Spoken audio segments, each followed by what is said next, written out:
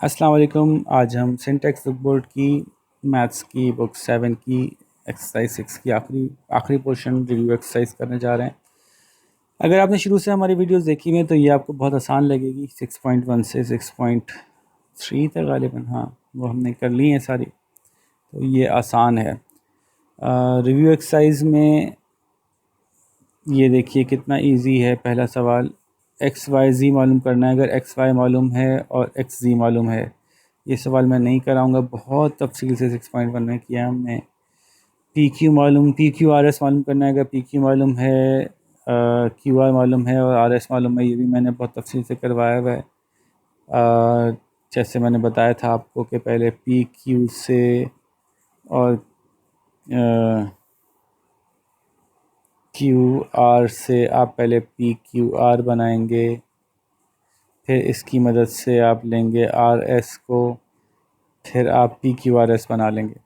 ये पूरा प्रोसेस मैंने अच्छे से समझाया हुआ है, तो इसलिए मैं इस पर टाइम नहीं दोबारा वेस्ट करना चाहता। किसी को नहीं समझ में आया तो वो वाला पोर्शन जाके देख लीजिए, 6.1 में ही समझाया हुआ है मैंने अच्छी तरह से। ठीक है। 10 पेन की 250 प्राइस है, 10 पेन की प्राइस 250 है, तो 17 पेन की प्राइस कितनी होगी? ज़ाहिर पेन बढ़ेंगे तो प्राइस बढ़ेगी, तो ये डायरेक्टली प्रोपोर्शनल हैं। 10/250 इज इक्वल्स टू 17/x। इससे सॉल्व हो जाएगा ये।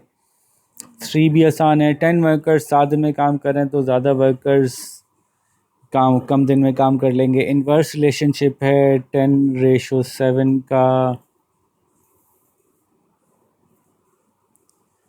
पूछ रहे हैं x/5 क्या होगा। इन्वर्स रिलेशनशिप में हम यूँ चलते हैं, आपको याद होगा। तो इसकी इक्वेशन बनेगी x/7 इज इक्वल्स टू 10/5। यहाँ से x मालूम करना कोई मुश्किल काम नहीं है। फिर पूछ रहे हैं कि इसमें से x मालूम कीजिए। ये नहीं बताया इन्होंने कि रेशो इन्वर्स है कि डायरेक्ट है, तो जब कुछ नहीं बताया हो तो डायरेक्ट रेशो ही कंसिडर किया जाएगा। x/5 is equals to 6/15। ठीक है जी। फाइंड y इफ़ 7/8, ये भी डायरेक्ट रिलेशनशिप ही मालूम किया जाएगा, तो 7/8 इज इक्वल्स टू y/24 में से y मालूम करना है। कोई मुश्किल नहीं है, 24 इधर ले जाएं, यहाँ से 5 उधर चला जाएगा।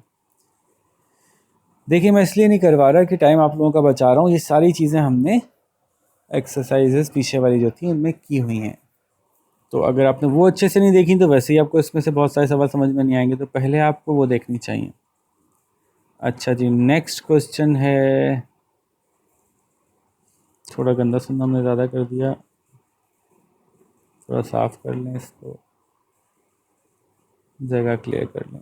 ओके, नेक्स्ट क्वेश्चन है convert 60 kilometre upon R into metre per second. ये मैंने बताया है कि वो 1000/3600 से मल्टीप्लाई करेंगे इसको। मीटर से पर सेकंड को किलोमीटर में करने के लिए 3600/1000 से करेंगे। ये भी हमने लास्ट एक्सरसाइज में अभी अभी थोड़ी देर पहले ही बताया मैंने। A car covers distance of इतने किलोमीटर्स इन इतने minutes, how much distance can cover in 55 minutes.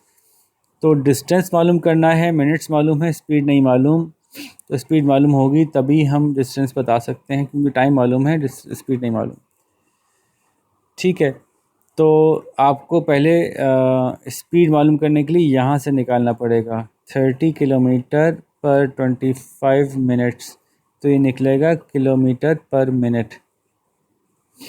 तो 30/25 निकाल लें, बहुत आसान है,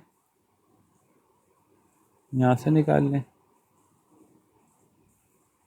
25 बंदा 25, 5 25 टू 50, 1.2 किलोमीटर पर मिनट ये स्पीड है। तो बताएं 55 मिनट्स में कितना डिस्टेंस कवर होगा। तो distance is equals to speed into time.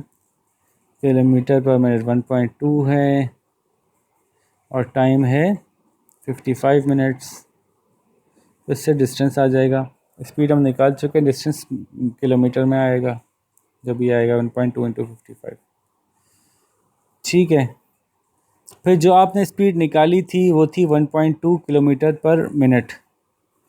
क्या फरमा रहे हैं ये कि 1.2 किलोमीटर पर यूनिट मिनट को कुछ और चीज़ों में कन्वर्ट करो। तो 1.2 किलोमीटर अपॉन मिनट ऐसे लिख लिया करें। अगर इसको किलोमीटर पर आवर में कन्वर्ट करना है तो मिनट को आवर में कन्वर्ट करने के लिए डिवाइड करना पड़ता है 60 से। जब मिनट को डिवाइड करना है तो मिनट के अपोजिट लिखना होगा, यानी यहाँ 60 आएगा। पहले पार्ट का जवाब ये हो जाएगा।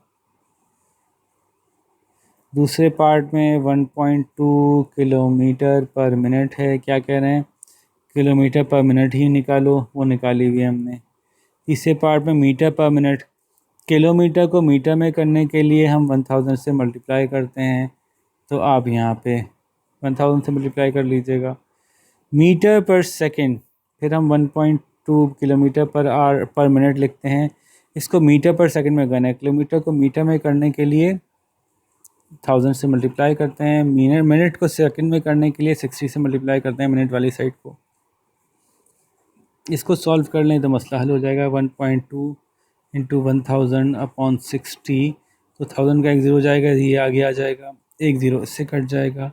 तो 12 इंटू 10 अपॉन 6, 6 पंजा 6, 6 2 ज़ा 12, 2 10 ज़ा 20,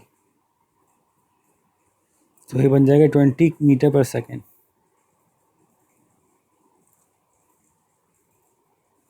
ठीक है जी, ये मसला भी हल हो गया।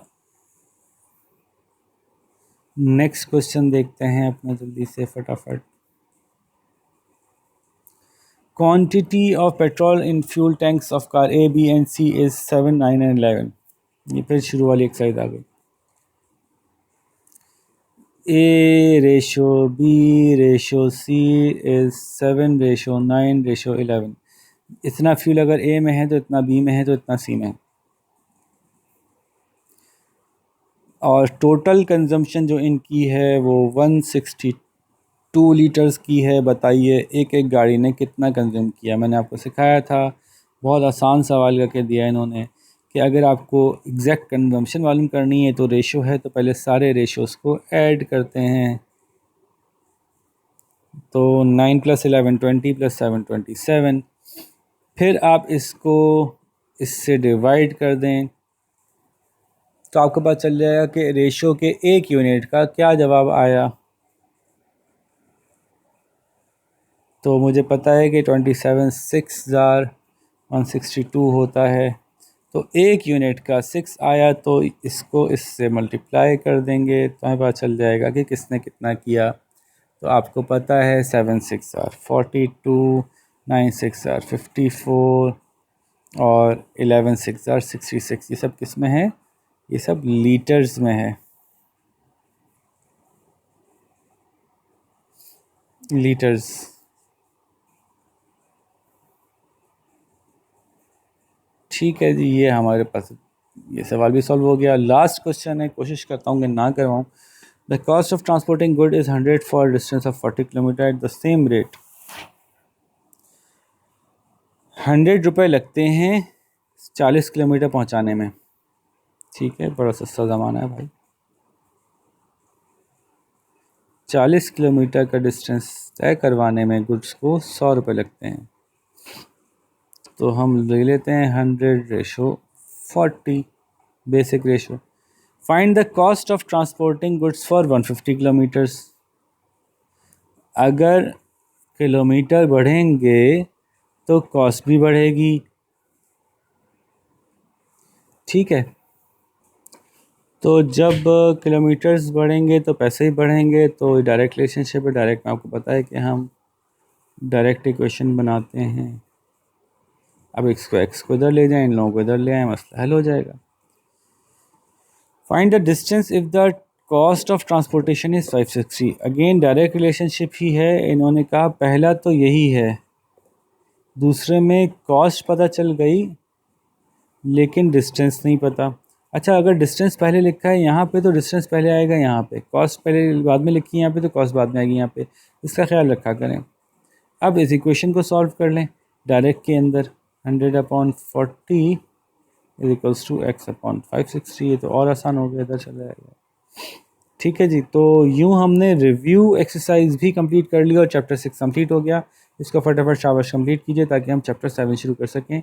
तब तक के लिए अपना ख्याल रखिएगा। अल्लाह हाफ़िज़।